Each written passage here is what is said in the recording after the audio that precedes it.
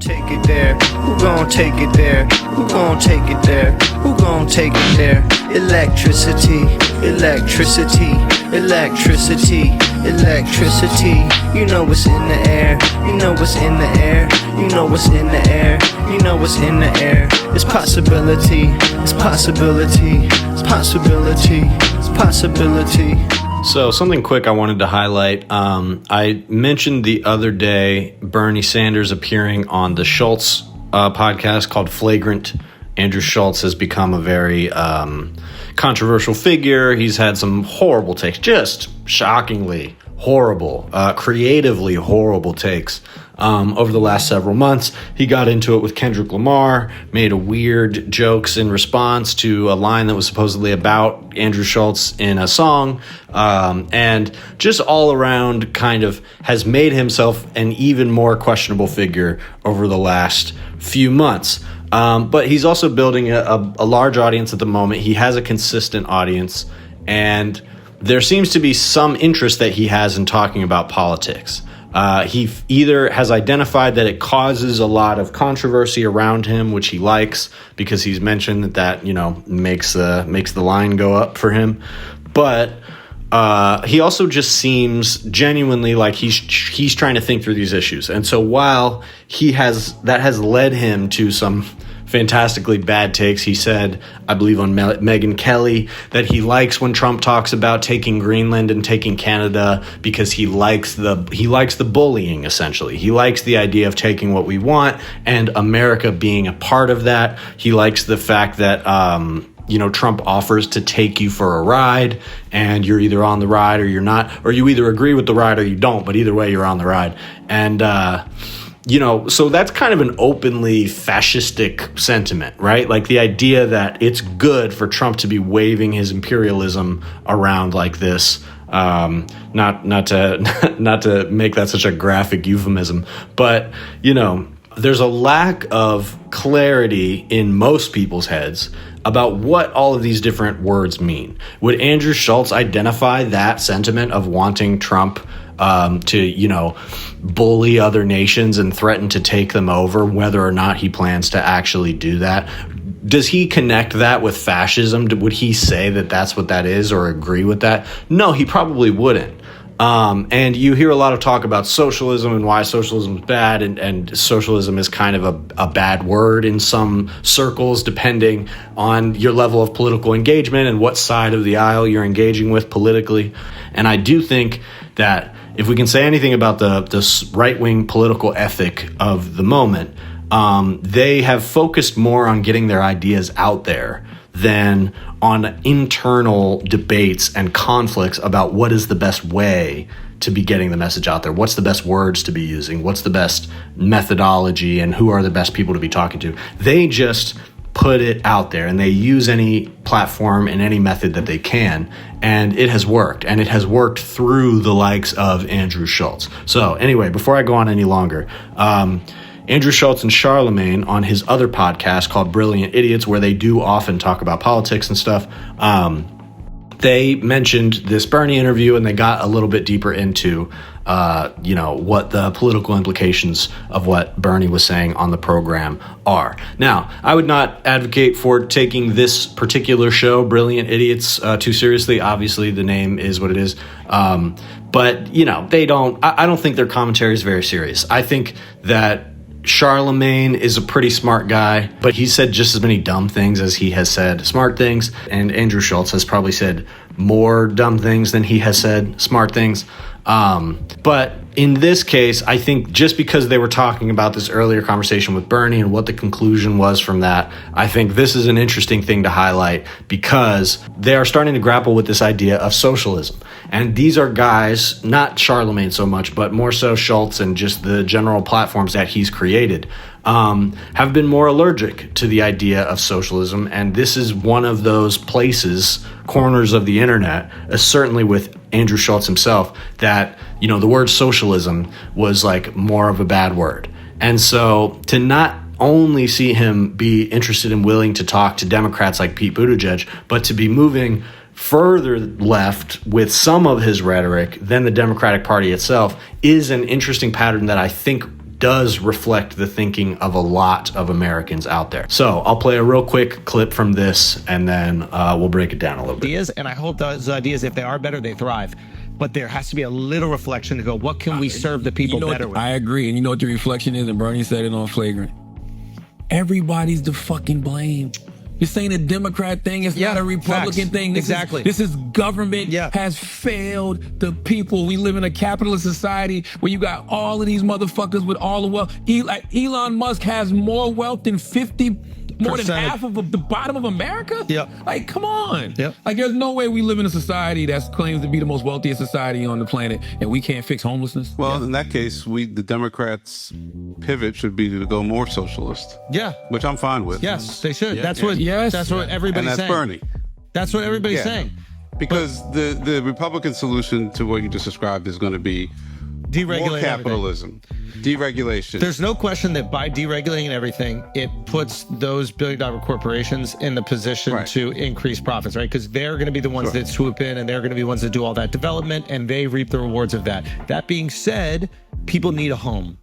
We cannot deny that. People need a place to live. And if there aren't enough places to live for people, one, they're going to start moving out of your state, which is a big fucking problem. I think California has lost almost 300,000 people. Not in total. I mean, not 300,000 moved, meaning 300,000 people less are living there than they were last year. That's a big fucking number. Dude. Hell yeah, that was after COVID. A lot. New York had a lot of. We lost 178. New York's not an affordable. You know, the biggest issue in New York City right now outside of climate stuff is housing. We need housing. So something needs to happen. You have in Midtown right now, you have hundreds of probably millions of square feet of these office buildings that are not being used because people are not going to the office. Convert them to residential, but they won't do it because there's all this bullshit red tape. Say again? Zoning. The zoning is, and it's just like, you have to look. Governor Shapiro in Pennsylvania, right? There was that bridge that kind of like got burned down or something like that. Rebuilt in 12 days.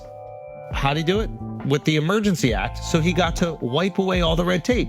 He already acknowledged if they had to do it through the traditional system that they have there, it would take 12 to 18 months. What? Yeah, so it's interesting that they went from talking about the Bernie Sanders socialism thing to this more like abundance agenda idea of deregulating. But I'll get to that in a minute. This was an interesting conversation. I don't think everything that they said. I listened to, a decent amount more before they got to this point. And I would say that, it's a lot of the same stuff. I don't know that this moment in this conversation reflects a change of heart or mind in a guy like Andrew Schulz. And that's not really what I'm trying to track here anyway, because I think a lot of these guys are so iffy. They're so wishy-washy because they don't really commit to any position. They don't know enough about these ideological positions to commit to them. So what you're really seeing on these podcasts is them working their way through these ideas in real time. They're trying to decide what they think. And so they start by mentioning that the Democratic Party basically needs to go in a more socialist direction and explicitly use the word socialist. And it's not either of the two hosts that use that word, but it's one of the producers who's kind of sitting backstage, and he gets the conversation going on that for a second. And everybody in the room emphatically agrees. And Andrew Schulz interestingly says that's what everybody's saying. Now, that's an interesting thing that he said because from my perspective, that is what everybody's saying, right? Like, Democrats need to not do this, neoliberal song and dance where they're going to pretend, we got to get rid of the woke left because that's what everybody hates. All they're going to do is narrow down their own base further if they do that. And everybody in the left-wing circle knows that because everybody in the left-wing circles knows that the Democrats' biggest mistake here was not recognizing that there were tons of people that would have turned out and voted for Kamala Harris if they felt that she understood the things that Biden did wrong and made a promise to change that. And instead, Kamala Harris decided that she was going to bet on the support that Joe Biden already had and try to build off of that. People who like Joe Biden, no matter what, were happy with what they saw from him and wanted more of that. She and her consultants way overestimated people who think that way. There's almost none. But it's interesting to see somebody who is not at all in a left-wing circle say that same thing, because that makes me wonder who he's talking about when he says everybody, Who out there beyond left-wing circles is saying that Democrats need to go more socialist? Because that is good, and I want to be tapped into those conversations. And that's the main thing that I found interesting about this, because you hear a lot that, you know, the things that Democrats do wrong, or the thing that the quote far left does wrong, is, you know, this idea of socialism and that there has to be another way, and that's what leads to weird other strategies like abundance. And again, abundance sort of not by name, but also gets kind of referenced here. But I think that those are the type of solutions that liberals come up with, because they don't want to address the fact that our society has a fundamental imbalance because of the people that are empowered through capitalism, the way capitalism empowers a select few people. And you know, liberals are just uncomfortable with that, because ultimately a lot of their own political power is entrenched through that same system. And so in these brilliant idiots here, you do see that they're identifying that. And partially with the help of Bernie Sanders on the Flagrant podcast, you can see that they understand the idea that both Democrats and Republicans are captured by enormous capitalist interests that are way outsized from the rest of like what normal society looks like. Even these guys who are rich, they are objectively rich, and they can still look up and be like, the amount of money that Elon Musk has is absurd. These guys benefit from a tax system that is generous towards rich people, and yet they can still recognize that the inequality that leads to Elon Musk and the power he wields is absurd. It is patently absurd. And so at a certain point, you just have to balls up and go left. You have to just go for the left-wing position, because by doing that, you can start to offer people solutions to the problems that they are seeing in their own lives. And what liberals do is they try to solve other problems. They try to solve problems that they believe, like the zoning issue, right? This idea that if we deregulate in certain areas, that's going to lead to more housing. That's going to alleviate some of the pressure that people feel when it comes to like making it a basic living. And that's going to allow for a better housing market, allow more breathing room. People are going to be able to live more normal lives, etc. Except for the fact that, first of all, I do think there's a lot of people out there like Andrew Schulz who understand the idea that there's red tape involved in building or doing whatever. And, you know, I do think that a lot of Americans are sympathetic to the idea that, you know, getting rid of government regulations is a good thing in their, you know, basically the Republican proposal. But I also think that it's an obscure thing, man. First of all, it's not going to work. That's not enough to, you know, alleviate the pressure that the average American feels. Yes, we need more housing, but the idea that like just building is going to be enough to bring prices down enough that it alleviates the stress that people feel in almost every facet of their lives it's wishful thinking. And I also think it's the kind of thing that is relevant to a guy like Andrew Schulz, who probably wants to invest in different kinds of real estate, or wants to build, you know, whatever he wants to build for his projects or for his own house or whatever. He is at the level of wealth where that is the kind of thing that he can identify in his own life as a problem. There's too many regulations. I should be able to build, blah, blah, blah. But the average person, that's not so much what they're focusing on. They might be relatively sympathetic to that message, but it's not tangible enough, and it's not enough. It doesn't cut right to the meat of what Americans need that they aren't getting, which is healthcare and better jobs, better wages. Housing is one of those things for sure. And if deregulation in some spots is going to help build in a way that provides more for people, then great. But also, you know, as Schulz points out here, deregulation is also just going to put the capital interests in a position to take the most advantage of that, build shoddy housing, and, you know, take advantage of renters in even worse ways than they already do, etc. And so deregulation, there is kind of a fundamental disconnect here by saying that Democrats need to be more socialist, but they also need to deregulate. I guess those things are not fundamentally mutually exclusive, but the idea of being socialist is that the government calls the shots more often. The government creates more rules and more programs to control the process of building, rather than allowing private interests to do it. And so I think in the immediate sense, some kind of balance between those things is needed. There needs to be more government building, and maybe some deregulation in spots that is going to allow certain communities to thrive.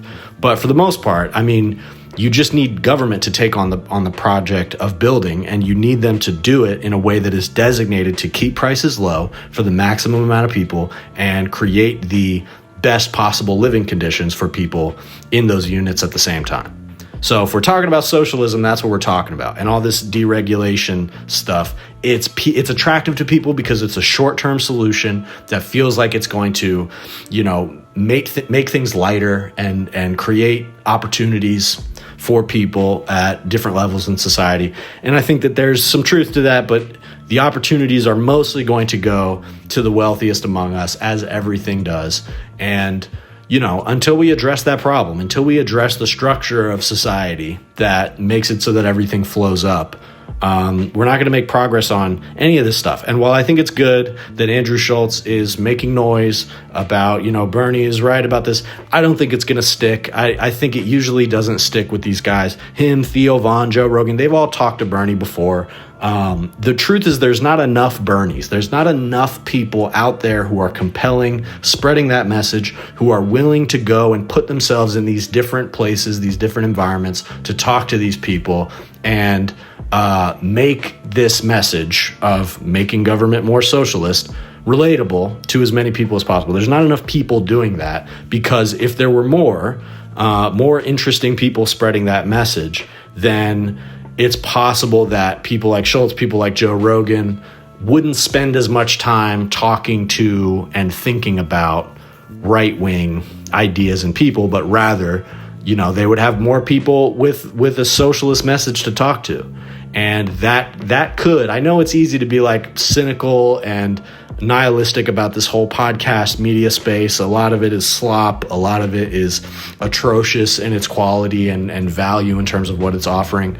But, the idea of propagating more people in society, actual people, not just podcasters, but people who are really about it and really do the work, who are speaking to some of these audiences and putting more and more media out there that's showing positive examples of what that looks like and what can be done with that type of ethic. That's going to be what starts to turn the grain of society in a different direction.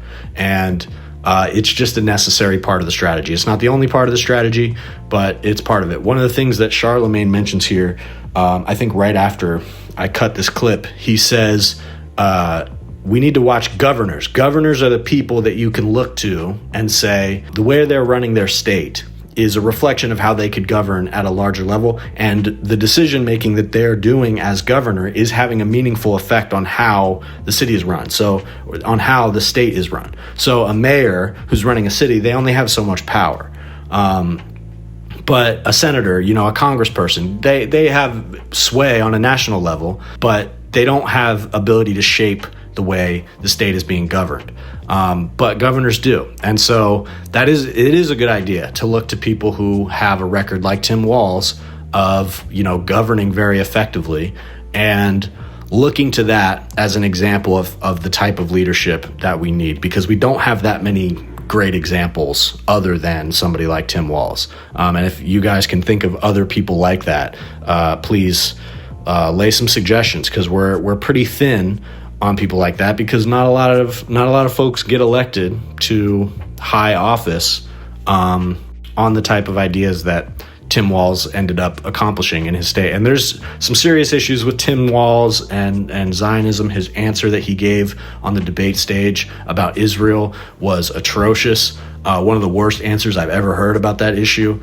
So that's a separate conversation, and I'm not necessarily talking about propping him up as the future of the Democratic Party or anything like that. But, it's a good observation that governors are the ones who can govern, and so those are the examples that we should be looking to in terms of like leadership to carry us forward. And one way or another, we got to spread that message far and wide, and if that includes using podcast dopes like Andrew Schulz to do it, I think we should do it. If you like this video, please like and subscribe, and if you really want to support, consider becoming a member. That's the best way to support this channel. I'm posting different kinds of exclusive content there, like podcasts that don't make it to the main channel, also music. I've got a new EP out right now called Dead Internet Theory, which is now available on all platforms, and that was available first for members only. I also re-released a previous EP called Spaceman Spliff.